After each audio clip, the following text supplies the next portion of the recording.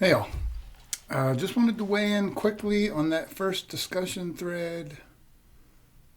Um, so I'd mentioned in sort of an offhand comment in the prompt that have been some green shoots recently regarding a potential surge back towards democracy.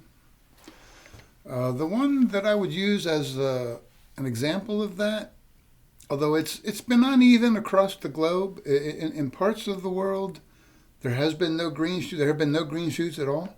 In other parts of the world, some. It's complicated. The world is large, complex, complicated. Each country has its own stuff going on. Right in political science, we try to make broad generalizations. We can't explain every case by no means, but we try to explain the broad run of cases. We try to capture what's happening generally. So, apropos of that, a specific example of a green shoot is Viktor Orban. For 16 years, he led Hungary. Actually, my grandmother is from Hungary on my mother's side, so I'm mostly Celtic and Gaelic and Irish and Scottish and British and all of that, but I have a little bit of Eastern European in me. Um, so I guess I feel like I have a little bit of extra skin in the game here. For 16 years, he was the president. I think they call it the president in Hungary. I'm not a comparativist. For 16 years, he was in power. And he moved that country systematically away from being a constitutional democracy towards being what's called an illiberal democracy. Still democratic with reasonably and relatively free and fair elections, but a lot of that other stuff that's part of a democracy was increasingly not there. He gained strong control of the media. He controlled his own political party with an iron grip. He controlled the administration of elections to a significant degree. He had a lot of control over Hungarian corporations, law firms.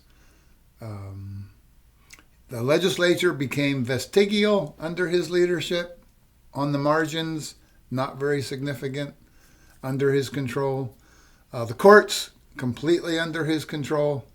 So all of those things that we think, oh, in order to have a constitutional democracy, you need all of those things, right? Part of limited government, lots of checks and balances, not a king, not a dictator.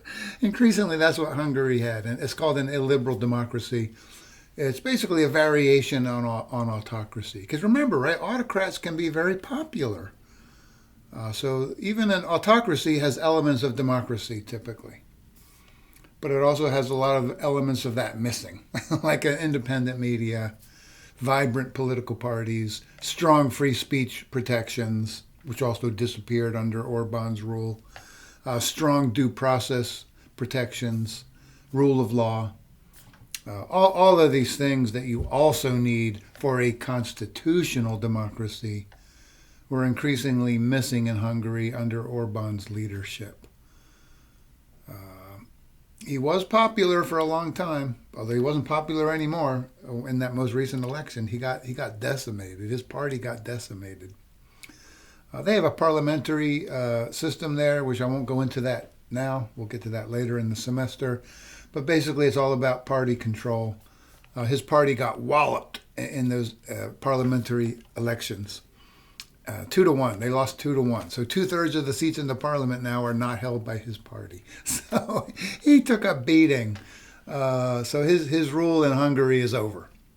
The new party has a different leader who's committed, deeply conservative, but committed to constitutional democracy.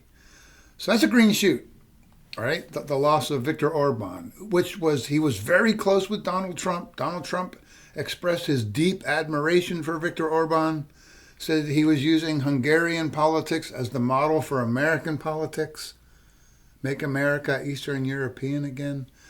And so this is part of sort of a global alliance among different illiberal democracies and the leaders in each of those countries. He was key to all of that, Orban was. And he's gone.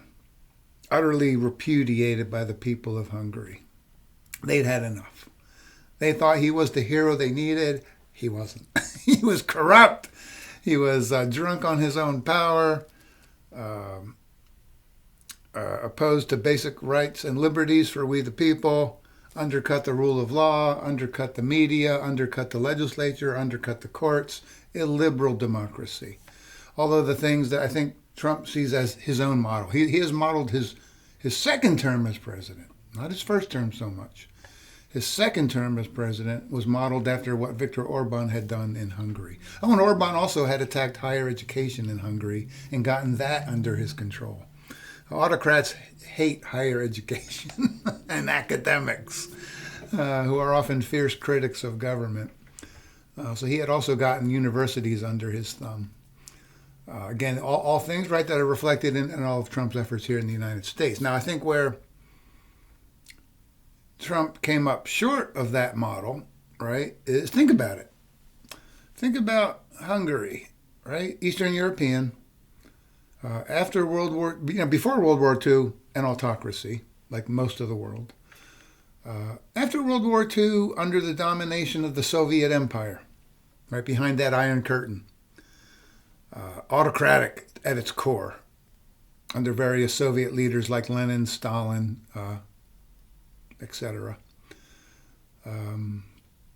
So after the fall of sorry, this is taking longer than I had anticipated because everything's connected to everything else. And you can't make sense of it without making at least some of the connections. Right, the Soviet Empire fell apart in the late 80s, early 90s. Right? They were no longer able to keep up with the United States in the Cold War conflict. We were simply too affluent for them. Our military got bigger and bigger and stronger, and they couldn't keep up. Their economy sucked. Their military was always great. Their economy sucked. Right? They didn't pursue a free market economy like we did. So they fell apart, ultimately. Right? Fell apart. And that empire broke up into many pieces. So in the late 80s, early 90s, Hungary did establish a move towards constitutional democracy, as did other former Soviet states.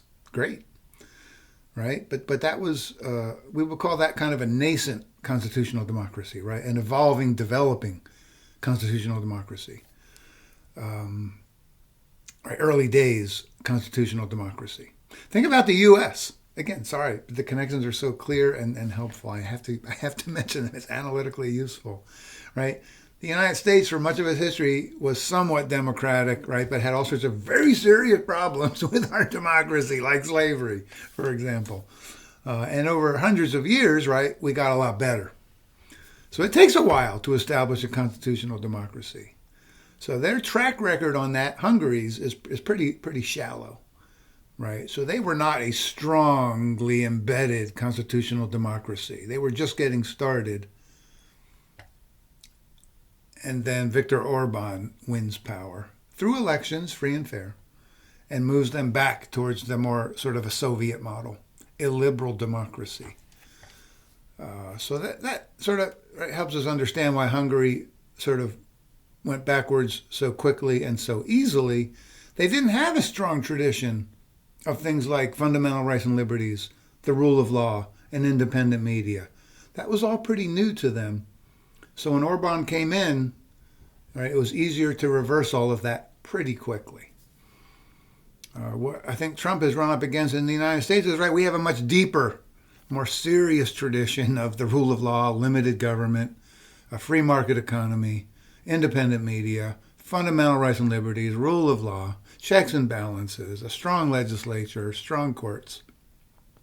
So Trump has aspired to do a lot of what Orban did, but he's been much more limited in his ability to achieve an illiberal democracy here. And again, I recognize, of course, right, Trump, well, not right now, but he was popular enough to win a pretty decent little victory in 2024.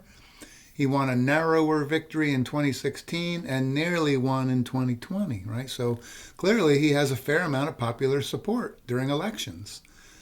So definitely democratic in that way, but more of an illiberal democracy right, working to minimize the power of Congress, minimize the power of the courts, control the media as much as possible, control his own political party with an iron fist, get control over higher education, control over law firms, and on and on.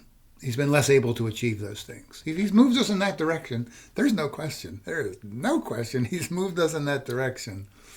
But his ability to do so, a la Viktor Orban in Hungary, much more limited. But he's been deeply, massively consequential in moving us in that direction. And it's happening globally. So we're not like exceptional or anything. We fit the global pattern.